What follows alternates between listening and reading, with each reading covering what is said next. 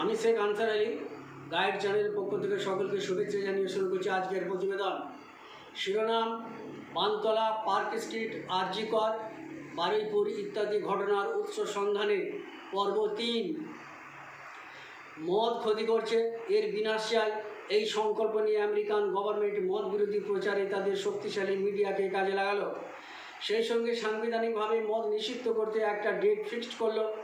দেখতে দেখতে আইনি গতির মাথায় চড়ে ওই দিনটা আসতেই আমেরিকান সরকার মদকে আইনগতভাবে নিষিদ্ধ করতে উদ্যোগী হলে গোয়েন্দা বিভাগ জানিয়ে দিল ওই আইন পাশ করবেন না, কারণ মদ আগের চেয়ে এখন আরও বেশি মাত্রায় চলছে। আসলে মদ ছাড়ার ব্যাপারটা অস্ত্রের সঙ্গে নয়, এটা তো হৃদয়ের সঙ্গে সম্পর্কিত। এবার 1500 বছর আগের একটা সামাজিক চিত্র তুলে ধরার চেষ্টা করছি। ভরা অন্তঃসত্ত্বা এক মহিলাকে দেখে দুজনের মধ্যে তর্ক হলো, ছেলে না মেয়ে, এখন বাচ্চা কবে প্রসব হবে ততদিন অপেক্ষা করা যাবে না, ফয়সালা এখনই চাই।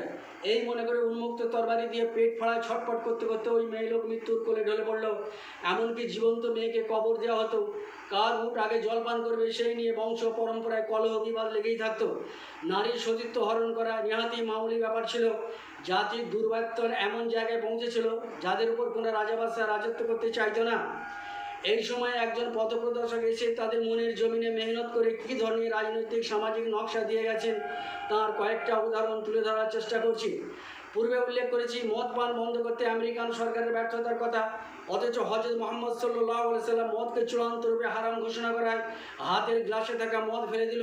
এমনকি এইমাত্র পান করা মদকে উগড়ে দিতে চেষ্টা করলো।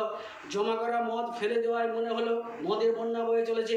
নারীর সতীত্ব হরণকারীরা নারীর সতীত্বের পাহারাদার মানল।